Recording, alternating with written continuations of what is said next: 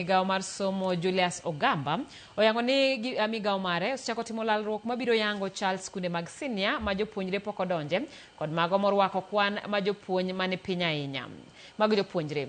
Kaluwore gi Ogamba, migao mar somo nyaka koro kuong tim nonro margi kendo yud kwan makare mar kaka skunde norwako jopuonjre, chenro ma gibiro timo kanyachiel gi duol mochung' ne ndiko jopuonje pacho ka mano Teacher Service Commission.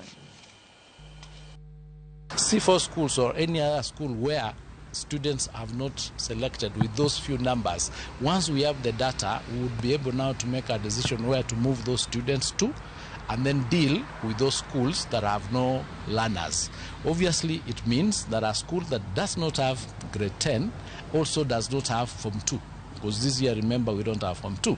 That means they only have Form 3 and Form 4. So we'll work together with TSC to rationalize that space, and we are doing the analysis. We've extended the final week for enrollment is this week.